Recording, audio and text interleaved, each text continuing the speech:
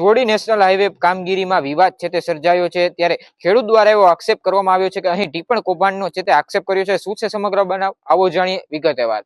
વૈષ્ણવજન તો તેને કહીએ જે પીડ પરાઈ જાનાને રે।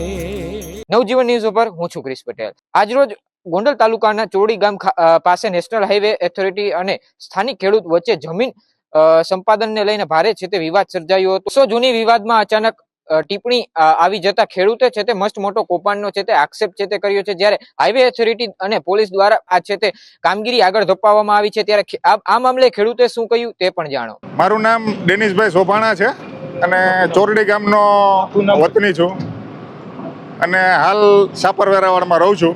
અને અમારી આ જગ્યા નેશનલ હાઈવે ટચની જગ્યા છે, જે અમારી વડીલો પાર્જિત જગ્યા છે।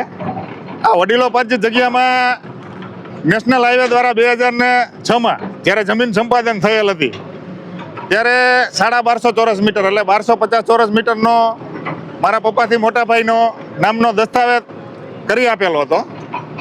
અત્યારે જમીન સંપાદન થઈ ત્યારે એ જમીન સંપાદનની LQમાં એવું સ્પષ્ટ લખેલું છે કે ભાઈ ટિપ્પણો ઉપલબ્ધ થયેલ ન હોય, કબજા મુજબ માપણી કરેલ છે, એવું સ્પષ્ટ લખેલું છે 2006માં। હવે આજની તારીખે મેજરમેન્ટ કરાવતા આજે ટિપ્પણો DLR પાસે ઉપલબ્ધ થઈ ગયા છે। 2022માં, 23માં, 24માં બધામાં સર્વે નંબરની અંદર માપણી થઈ છે। આજની તારીખે ટિપ્પણો ઉપલબ્ધ છે તો ટિપ્પણો ક્યાંથી ઉપલબ્ધ થઈ ગયા?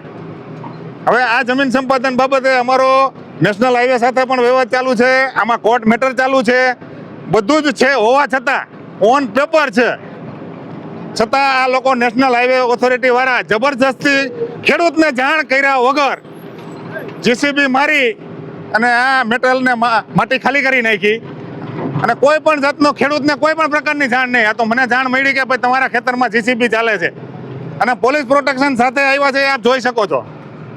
પોલીસ પ્રોટેક્શન સાથે આવ્યા છે કે તમે જોઈ શકો છો અને એક પણ પ્રકારની વાત કરવા તૈયાર નથી। એ કે તમે DLR પાસે જાઓ એવું કહે છે।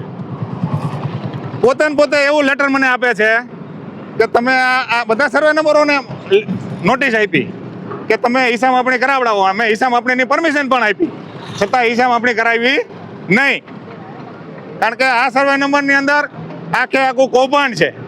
સરકારી જગ્યાને ખરાબો બેસાડી દેવામાં આવ્યો છે, પોતે ક્લિયર કરી શકે એમ નથી, તમામ અધિકારીઓ આની સાથે ઇન્વોલ્વ છે। તાલુકા અમારી માંગ તો છે કે આ તમામ આખા સર્વે નંબરની હિસાબ માપણી થાય, ક્યાંથી કેટલી જમીન લેવાની થાય તો સ્પષ્ટ ખ્યાલ આવે। DLR દ્વારા આખી જમીનની હિસાબ માપણી કરવાની થાય 7/12 મુજબ, જ્યાં જેનું આવતું હોય, નીકળતું હોય, નેશનલ હાઈવેનું નીકળતું હોય તો અમે આપી દેવા તૈયાર છીએ, અમને કોઈ વાંધો નથી, પણ હિસાબ માપણી થવી જરૂરી છે। આ સર્વે નંબરની સર્વે નંબર 232 ચોરડીનો રેવન્યુ સર્વે નંબર 232। આ મામલે તમે અધિકારીઓ સાથે વાત કરી? તમામ અધિકારીઓ સાથે હાર્ડ કોપી અને મેલ દ્વારા વાત કરેલ છે અને તમામ પુરાવાઓ અમારી પાસે છે। એના દ્વારા શું કહેવામાં આવે? કોઈ પણ પ્રકારનો જવાબ આપવામાં નથી આવતો અને આ બસ આવી રીતનો જવાબ નેશનલ હાઈવેને જવાબ આપ્યો છે નોટિસનો, પણ છતાં અમારી સાથે આ જબરજસ્તી કરી અને જગ્યા લઈ લેવામાં આવે છે। ચોરડીના રહેવાસી ડેનિશભાઈએ જણાવ્યું હતું કે તેમની વાડીમાં હાઈવે ટચ જમીન છે જે 2006માં સંપાદિત કરવામાં આવી હતી। તે સમયે 1200 ચોરસ મીટરમાં દસ્તાવેજ છે તે થયો હતો અને હવે એ રેકોર્ડ પ્રમાણે સ્પષ્ટ નોંધનીય છે કે ટિપ્પણી ઉપલબ્ધ ન હોવાથી આ કબજા મુજબ છે તે માપણી કરી છે। ત્યારે આ મામલે હાઈવે ઓથોરિટીના સુપરવાઇઝરે પણ શું કહ્યું તે પણ જાણો। DLR के मेजरमेंट के मुताबिक यहाँ पे काम हो रहा है। चैनेज नंबर 136 चोरडी गांव में ये पिछले 3 साल से काम नहीं करने दे रहे थे। उनका एक्चुअल पोजीशन पीछे है, जो हमारा DLR का मेजरमेंट है वो भी अभी जो उसका एक्चुअल पोजीशन है जो बंड बना हुआ है वहीं तक आ रहा है, उसके हद में हम काम कर रहे हैं। नेशनल हाईवे पुलिस प्रोटेक्शन के साथ काम कर रही है और ये जो पीछे अंडरपास बनना है उसके लिए सर्विस रोड के लिए यहाँ पे काम चालू हुआ है। सर वो ऐसा बोल रहे हैं कि सदियों पुरानी मतलब उसके बाप दादा की जमीन है, तब से हमने मापनी की है, तो हमारी मापनी से ऐसे हो रहा है और उसकी मापनी कैसे क्यों हो रहा है? DLR का मेजरमेंट है, इसमें जो DLR का मेजरमेंट आया है हम उतने में ही काम कर रहे हैं, उससे हम किसी के प्राइवेट जमीन पे नहीं गए हैं। ऐसा बोल रहे हैं कि DLR में तो मतलब मापनी हुई नहीं, ऐसे ही मापनी की है, नहीं, कैसा अक्सर वो DLR एक इंडिपेंडेंट अथॉरिटी है, ये उसके पास सत्ता है मेजरमेंट कैसे करना है।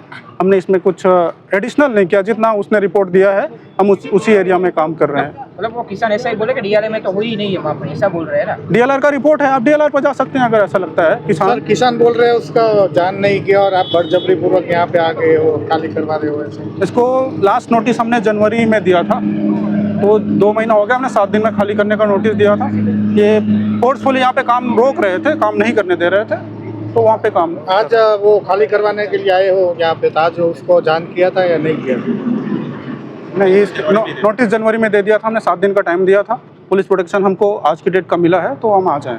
આ હતા હાઈવે ઓથોરિટીના સાઇડ એન્જિનિયર, જેના દ્વારા છે તે જણાવવામાં આવ્યું છે કે તમામ પ્રકારની છે તે માપણી છે તે કરી છે અને છેલ્લા 3 વર્ષથી આ કામ છે તે અટક્યું હતું અને ઘણી છે તે નોટિસો પણ મોકલી છે અને ખાલી કરાવવાની પણ નોટિસ છે તે મોકલવામાં આવી છે। ત્યારે તે બનાવને લઈ ગોંડલ તાલુકા કોંગ્રેસ પ્રમુખ છે તે ત્યાં પહોંચ્યા હતા, તેના દ્વારા શું કહેવામાં આવ્યું તે પણ જાણો। મારું નામ હર્ષદસિંહ ઝાલા, ગોંડલ તાલુકા કોંગ્રેસ પ્રમુખ, ચોરડીનો રહેવાસી છું। મારી બાજુમાં ઊભા ડેનિશભાઈ સોભાના, ચોરડીના ખેડૂત ખાતેદાર છે।